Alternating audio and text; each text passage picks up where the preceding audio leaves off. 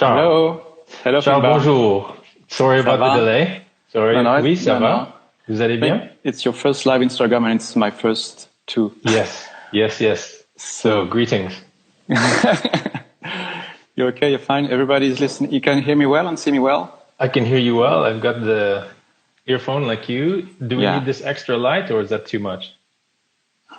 I see you really well. No, it's fine. I think it's like a sunny atmosphere. It's cool. Yeah, sure. Anyway, greetings. Welcome. So we're here on Visa pour l'Image, and Charles Carmignac, you're the director of the Carmignac Foundation. So over to you. So yeah, first we chose to speak in English because many of you listening and watching are English speakers. So it's easier. And I would like to first start saying we have a tradition each year to announce the winner of the Carmignac Photojournalism Award at Visa pour l'Image at Perpignan in the big arena. So thank you to Jean-François Leroy and his team for hosting this conversation, because we keep this tradition alive. And I would like to take the opportunity to congratulate, because of course your name now is known because we posted last week, so everybody knows you're the winner. But I would like to take the opportunity to congratulate you, Finbarr, for your project, which convinced the jury, because it is strong, intelligent, and I would say subtle, because it's really in connection with the whole complexity of the country. And the title of the project is Congo, so it's about the DRC, Democratic Republic of Congo, after the deluge. So yeah, congratulations again, Finbarr, for your reportage.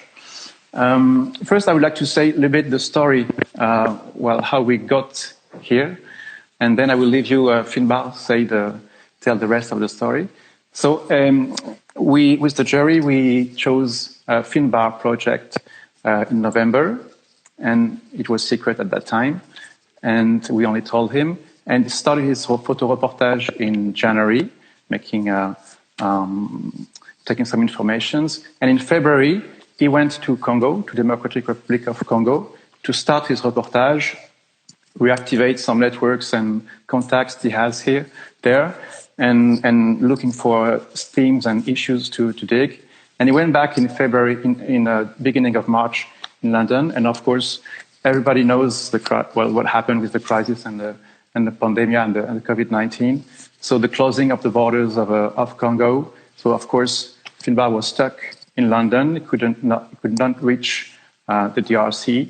So with Finbarr and with the Carmignac Photojournalism Award team and with the members of the jury, we started to rethink and to reconceive a new way to operate and a new version of the Photojournalism Award, so that we can still deliver some information, some content, some images, some text about DRC in this new context.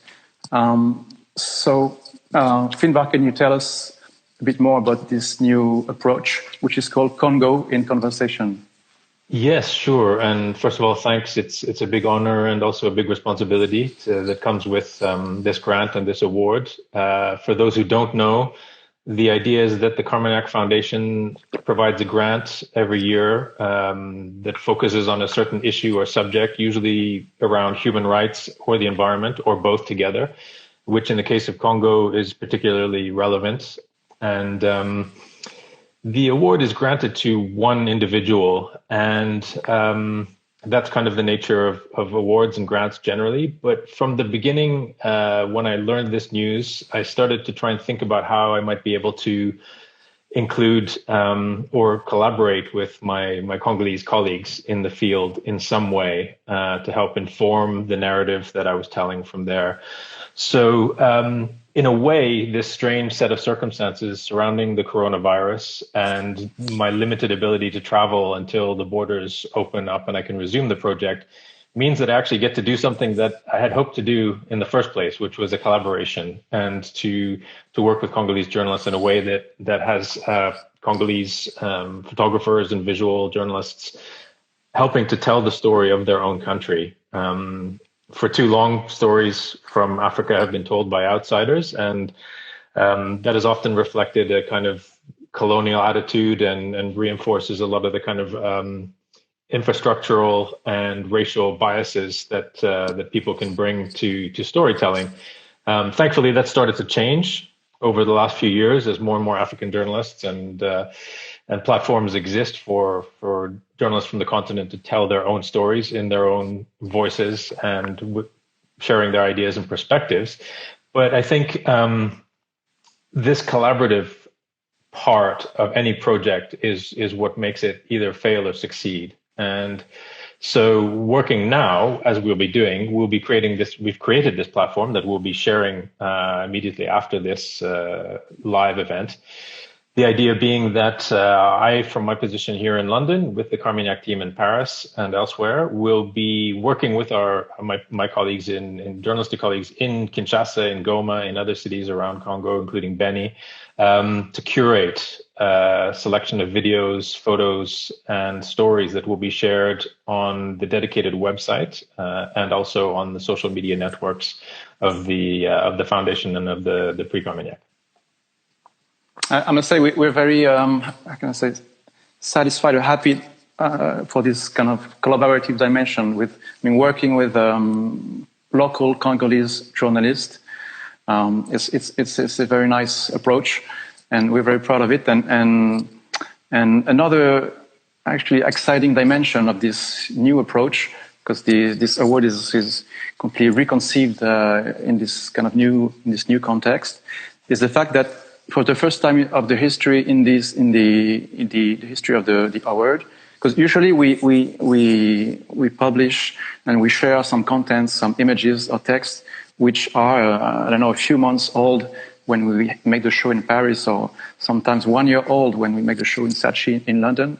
And for the first time of the history of the award, it's really fresh news. I mean, it's the contents, the images brought by the Congolese photojournalists will be sometimes like a few hours old or 1 day old, and we will publish them on this blog, this webpage, which is congoinconversation.fondationcarmignac.com, and of course on social network, like you said, and relayed maybe used by the press. So it's really exciting for us. And talking about the form, this new format, we're also happy that half of the core team, like you call them, the local team, half of them are women. It's like 4 women and 4 men working locally, and edited by you, and then fact-checked by our partners. And about the content, wanted you to maybe explain a little bit.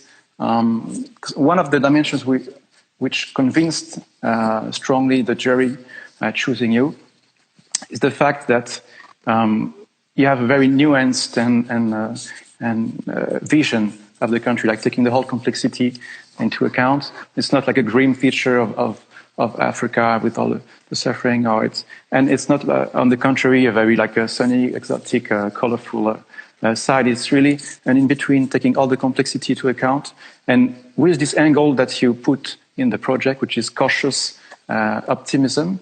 And I would like you to maybe say what you mean or what you have in mind saying this expression, and if you intend to keep this angle in this context. Sure. I mean, I think if we look at Congo generally, well, let's first of all take the global context that we're living in at the moment. We've got this global pandemic that is quite challenging for everybody to deal with. Our lives have changed in ways we couldn't have imagined even just a few weeks ago. And this is in some ways quite a traumatic thing in many ways, and a difficult time. And Congo is one of the countries that is facing these challenges. But for a place like Congo, this is not, this kind of existential threat, if you want to call it that, is not a new experience in the States. The Congo has been through an incredible history, a difficult history that started with one of the most brutal colonial rules, and that colonial rule has cast a really long shadow over the country and shaped a lot of what has happened there since. And there have been conflict running, misrule for the last couple of decades that have left it in many ways in tatters. And it would be very easy to kind of take a pessimistic view of the many challenges and problems that the country faces. But anyone who has spent time there, and I lived there for a couple of years when I was working as a correspondent, first in Kinshasa and then out of Kigali in Rwanda, and I've been back many times over the last 20 years. And anyone who spends time there, you sort of see how no matter what is going on, people are very resilient, and people are having to just cope with whatever situation is going on. And so, for example, at the moment, yes, not only is Congo dealing with one of the worst pandemics in recent memory, in the last century at least, certainly, it also has the second deadliest Ebola epidemic unfolding and the world's most lethal measles epidemic that's been going on for a while.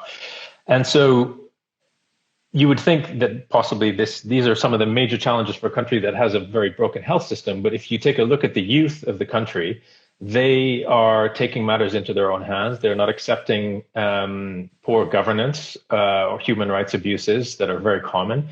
There are groups, a national group called Lucha, for example. It's a human rights group, and they are very active and vocal in working to counteract a lot of the problems in the country. In terms of the coronavirus, for example, in Goma, where we have several of our contributors, there is a group of young artists, filmmakers, journalists, and activists, a group called Goma Actif, and they are out and they're taking on roles that a government normally should in terms of educating the population about health concerns and how to prevent catching the virus. And also because of Congo's experience with Ebola virus, it is in some ways quite well prepared for dealing with another viral problem. So these are some of the things that we'll be looking at, along with various other subjects surrounding human rights, surrounding sexual violence and things like that. All complicated subjects that require a degree of nuance, and having our Congolese contributors being able to look at those issues as much as possible, given the constraints around reporting at the moment. Because safety and security and maintaining everybody's health is absolutely the priority. But within all those confines, these are areas that we hope to explore to really take a look at how, despite any difficulties, rising poverty, given the coronavirus, how people are rising to these kind of challenges to carry on surviving and to carry on with daily life. I'll maybe leave the mic to Marilyn Baumard, which is chief redactor of Le Monde Afrique, and then a Congolese photojournalist you work with. Yes, and I think also Comfort will be joining us. And Comfort will be one of the jury members. Yes. Super. So, is somebody jumping on your side, or do I have to add them from here? I think I have to lead the conversation if someone gets in. So thank you, Finbarr. Congratulations again. Thanks very much, Charles. Thank you, everybody. Yep. Bye-bye. Ciao. And I see that Pamela Tulizo, a Congolese photographer, has just joined on here. And Pamela, thanks for joining. Congratulations on your recent award. I'd love to chat with you too at some point about joining us. So let's just see who else. I'm not sure if I'm supposed to be adding somebody now or if I will. Let me just see if Comfort is available to join us while we're waiting. Let's see. Hello, Comfort. How are you? Hi, how are you? Congratulations and nice to join you. You too. Thanks very much. You were one of the jury members, and you work for International Crisis Group, which is about building peace and structures around ending conflict. Could you just introduce yourself a little bit and tell us, first of all, what you do at ICG, and then maybe a little bit about how the jury role worked? Okay, so as you said, I work for the Internet. No problem, and it's good to see the person face to face, even though it's virtual. Yes. But I work for, as you said, an organization headquartered in Brussels called the International Crisis Group. This is our 25th year, so it's also nice to be able to acknowledge that we played this nice role in your selection. And you're the Africa director for ICG, aren't you? I'm the Africa director for Crisis Group, and normally, if we weren't in this lockdown mode, I would be closer to the DRC because the Africa headquarters is based in Nairobi. Yeah. And our other sort of center is Dakar in Senegal, and then we have a presence in South Africa as well. Okay. So I mean, my understanding I was invited to be a juror. It was a pleasure. I've never done this kind of thing before. Although Crisis Group, when we do our reporting, we also have a sort of a picture headline that accompanies our reports. So it was fascinating to see how and learn how you do photojournalism as well, and to learn how you are connecting your photographs and your pictures with the story and history of the DRC. So I was asked to join, given the work that Crisis Group has been doing in the DRC. And as I said, Crisis Group opened its doors 25 years ago, and the very first regions, or one of the first regions that we worked in, was the Great Lakes. And at that time, as you know, it was what people characterize as the very first sort of World War in Africa, and it was around the DRC and its neighboring countries. Indeed. And so, given the context of us having to reconfigure slightly the way that we're approaching the work around Congo now, what do you feel are some of the issues that were raised in the proposal that I put forward that we need to keep an eye on in the months ahead in this new context of the coronavirus? What do you think we at the Carmignac Foundation, but also the Congolese journalists who will be contributing and sharing their work with the wider audience need to be focused on to address the issues that concern the Crisis Group, for example? Yeah, I mean, I think you said it at the very beginning. The legacy of Congo's history of war, bad governance, human rights abuse, and also one of the big issues that sort of came out in your work, also the geopolitics and the geostrategic relevance of the DRC, particularly Eastern Congo.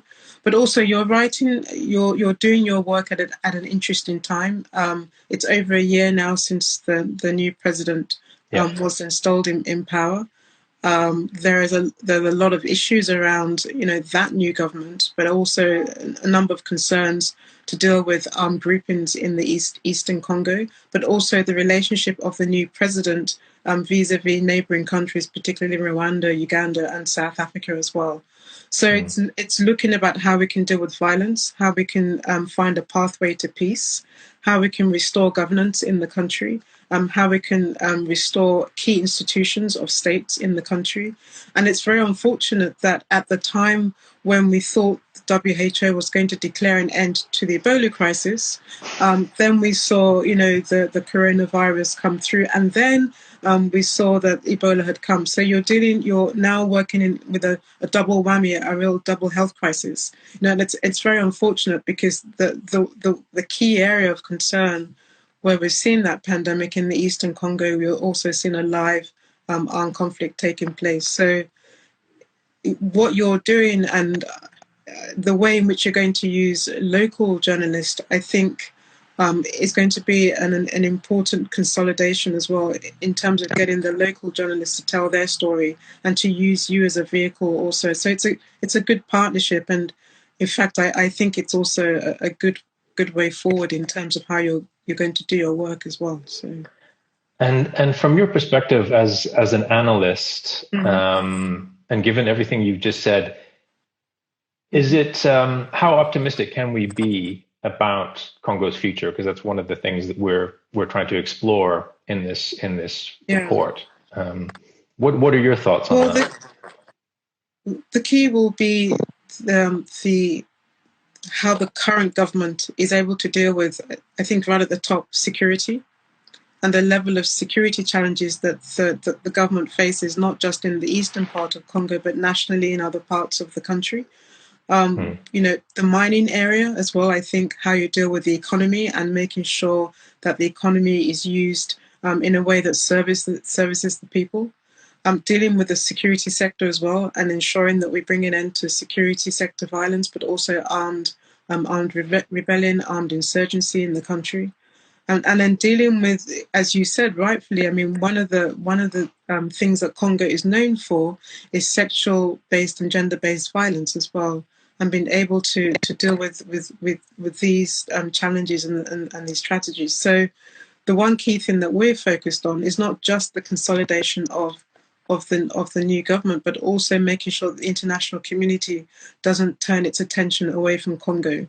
And now that we've got this new pandemic into the country, it's making sure that a lot of Congo's key donors who also face the challenge in their own countries do not forget that the country still remains weak and fragile, and still susceptible to armed insurgency, still susceptible to criminal gangs, still susceptible to militias and to conflict. So helping it overcome those problems, I think, will be important. And your work with local journalists will continue to bring a spotlight to that and help keep the DRC at the center of international attention as well.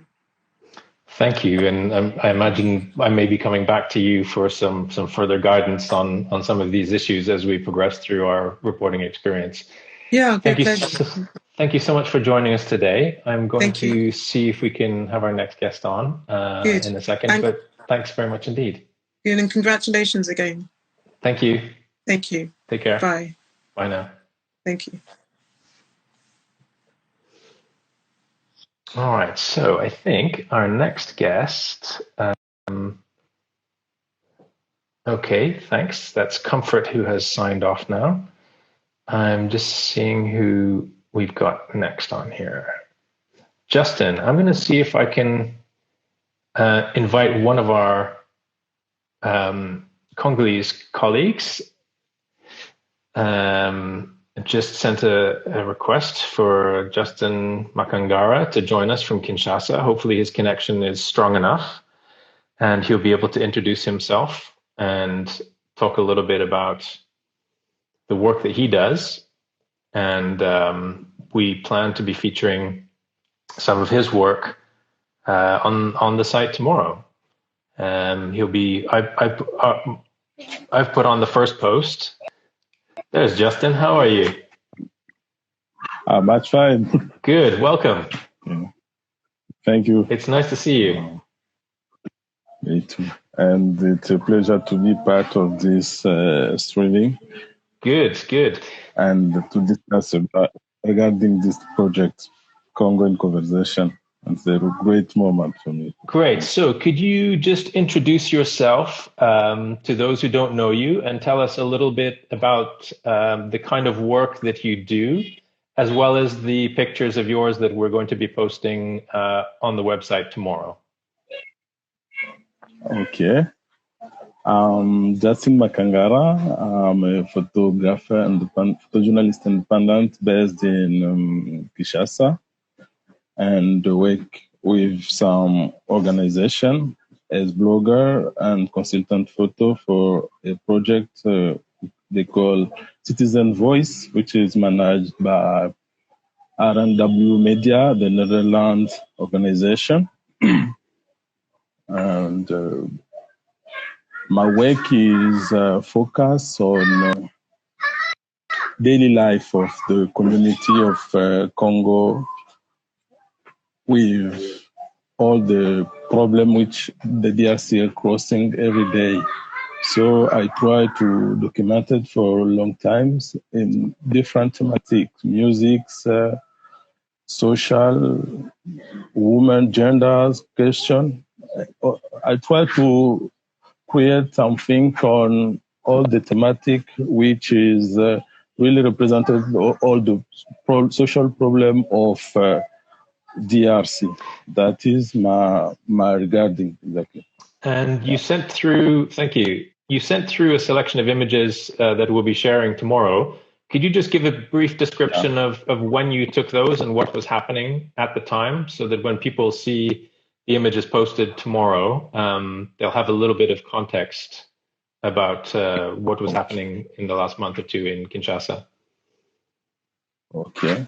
The fifth selection, I sent it at the beginning of the crisis, the pandemic COVID in DRC, which began with the first case was registered the 10 March, and all the city, Kinshasa, was really panicked because we weren't prepared regarding how to take action and how to try to work on protecting people. That was the first case at the 10, and at the 19th of March, it was we registered, I think, 20 cases in 10 years. It was 20 or 15 cases. I don't remember very well.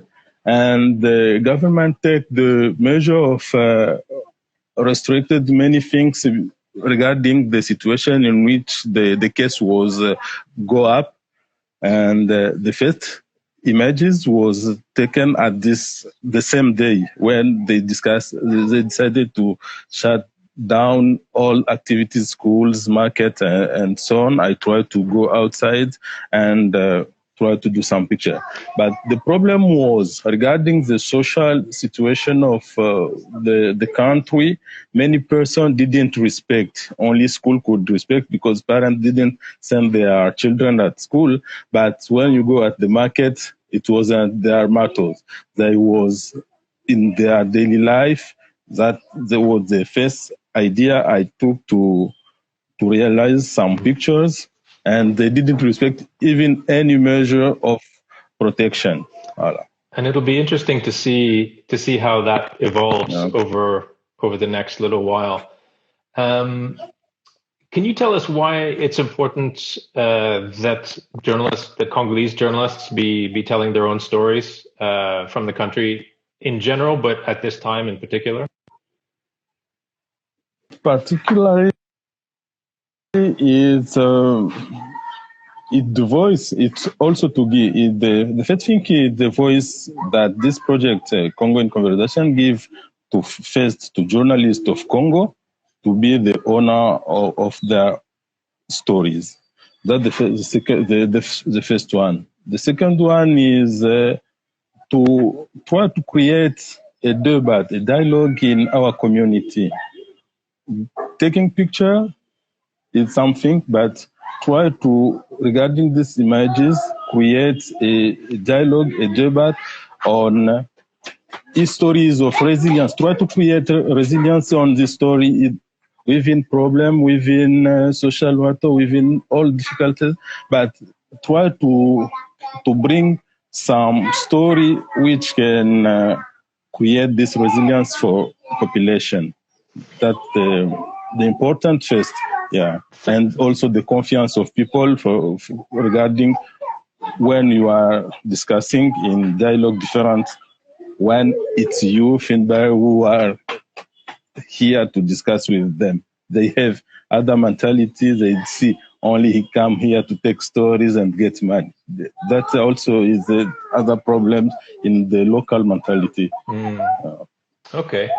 Really interesting. Justin, thank you so much for joining us. I'm really looking forward to sharing your work with everybody on the platform tomorrow, as well as in the days ahead. Thank you very much. And I'm going to leave you there for now, but I'll be talking to you more soon. And everybody who's watching will be seeing more of Justin's work soon. And I hear you have some kids in the background there. Are those yours? Yes, it's my son. Yeah, let's see. My son, Christopher. Hey, Christopher, how are you? Yes. Christopher, on a dit bonjour. Bonjour, Christopher. On a dit bonjour. Cool. Okay. Great. Okay, Justin, thanks so much. Okay. We'll be in touch soon. Thank you too. Okay. Take care.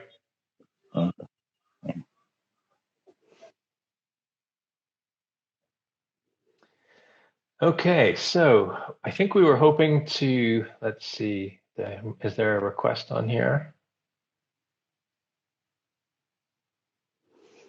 Il y a des gens qui disent que c'est dommage que tout est en anglais. Ça, c'est vrai. Malheureusement, on a fait la décision de faire cette discussion en anglais, mais on va partager un peu en français dans certains qui... il y a un de nos collaborateurs, Bernadette Goma, qui va faire son discussion en français. So just please be patient and we will come back in French as well. So let me see. I think there might be another one of the jurors who was going to join us. Is that correct? I've lost track now of who is supposed to be the next guest. Maybe I will see if Bernadette is available so we can complete that request to do some of this in French. Bernadette, are you there? Let me see if I can find you. Bernadette, if you can see me, okay, I see that Marianne is not joining us. Okay, that's fine. Bernadette, are you there? Let me see.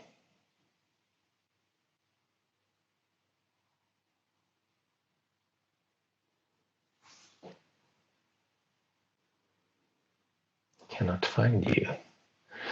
But one of the things that I think I should mention while I'm trying to find Bernadette is that the Fondation Carmignac has provided funding so that we are paying the contributors at international rates for their work. And also we are prioritizing, of course, their health and safety through all this. These are professional journalists who have work experience. They know their jobs. They are familiar with this work, and we vetted them through conversations and references.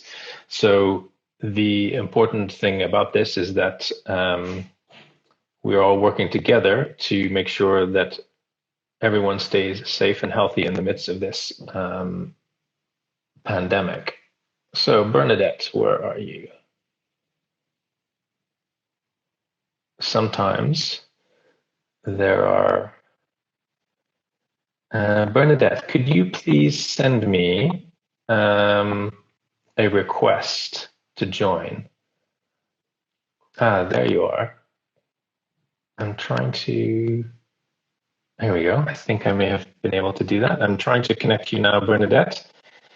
And Bernadette, we will speak with her in French, and I will do some translations into English. Bernadette, bonsoir. Bonjour. C'est le soir chez toi, non? Ouais, bonjour. Okay. Bernadette is one of our contributors who will be doing some photography and maybe some video, depending on how you feel.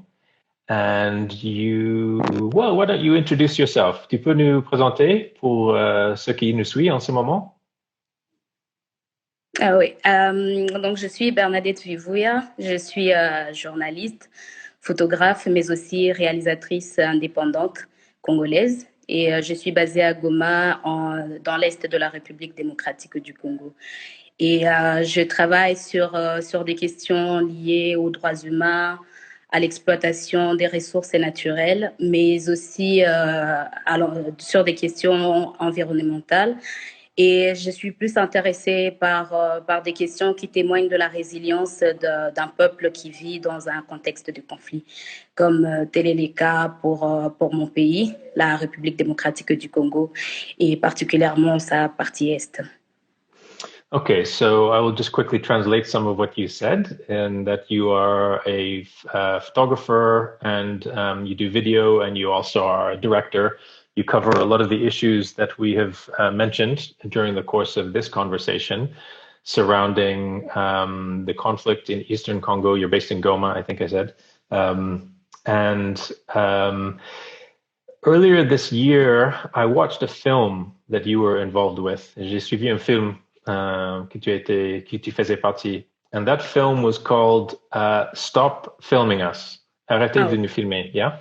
And this was by a Dutch journalist, a very interesting film that looked at foreign journalists coming to Congo to do stories about the area, and not just journalists, but also aid agencies, humanitarian agencies, UN agencies. And it created a very interesting discussion around who gets to tell stories. Qui a le droit de faire des reportages sur les sujets au Congo?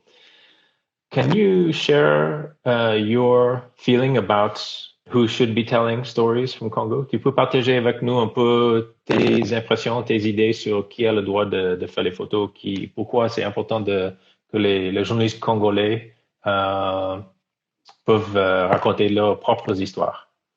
Bon, en fait, avec toute l'image qui a été véhiculée à travers les médias internationaux, mais aussi à travers plusieurs œuvres photographiques, vidéographiques, mais aussi donc des films qui ont été tournés au Congo. On s'est rendu compte que c'est dans la plupart des images qui ont été prises au Congo, il y a une grande partie qui est erronée.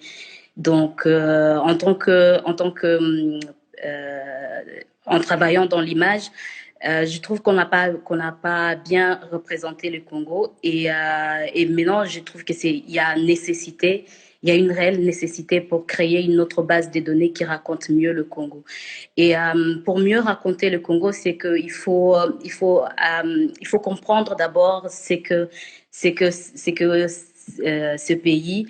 Et les Congolais sont les mieux placés pour comprendre, pour mieux le faire, parce que ils vivent les réalités sur place, et ils les appréhendent, et donc ils peuvent mieux les raconter avec toute l'émotion possible. Et voilà, donc comme on a vu, il y a l'image qui a été modifiée. Donc, en parlant d'une image qui a été modifiée, qui a été erronée, c'est toutes ces images qui ont été véhiculées à travers l'histoire, à travers le temps et partout au monde, présentant les Congolais ou tout le Congo comme un pays ou un peuple pauvre, un peuple faible, un peuple qui a toujours besoin d'étendre la main et attendre à être sauvé. Alors que intérieurement, si on approche ce peuple, moi faisant partie de ce peuple, je ne me sens pas faible pour créer, donc pour me présenter dans voir mon image dans toutes ces images qui ont été véhiculées. Et donc, il y a nécessité qu'aujourd'hui, comme on commence à être consciente de cette image qui a été erronée et qui nous représente malheureusement à travers le monde, c'est que c'est à nous de changer cette perception. Et changer cette perception, donc on doit se mettre au travail pour créer une autre base de données, créer d'autres images qui nous représentent les mieux et où on se retrouve vraiment. Thank you, Bernadette. That was a very nuanced explanation. I won't try to translate all of it, but I will just maybe summarize your last point, that it is your responsibility as Congolese journalists to change the point of reference that many people might have surrounding Congo, and that by doing this, it empowers you as Congolese, so that you are the ones determining what is happening. You are not the recipients of aid or charity or anything like this. Est-ce que vous êtes d'accord avec cette interpretation? Ouais. Okay. So that was just a very brief summary about what you said in French for those who don't speak French. Oui, vas-y. Oui, si je peux ajouter autre chose, par exemple, pour les films Stop Filming Us dans lesquels on a participé. Donc, c'est un peu interpeller tous ces gens qui viennent avec... parce qu'il y a beaucoup de gens, s'il y a l'image qui a été erronée, c'est que c'est parce qu'il y a des gens qui viennent travailler au Congo, mais en ayant déjà conçu leur propre reportage sans tenir compte des réalités sur place. Et c'est comme ça que quand ils viennent reproduire les mêmes clichés qui ont été produits à l'époque, par exemple à l'époque coloniale. C'est là où a été tous les débuts de cette déformation de l'histoire. Et quand ils viennent pour produire des histoires, des films, faire des films au Congo ou bien faire des reportages photos, donc ils viennent avec d'abord une idée préconçue Et quand ils sont sur terrain, ils essaient d'adapter tout ce qu'ils rencontrent sur terrain par rapport à ce qui se sont déjà construits dans la tête. Alors que s'ils viennent donc en observateur d'abord, comprendre d'abord ce peuple et à la fin produire des histoires, des histoires qui reflètent le mieux.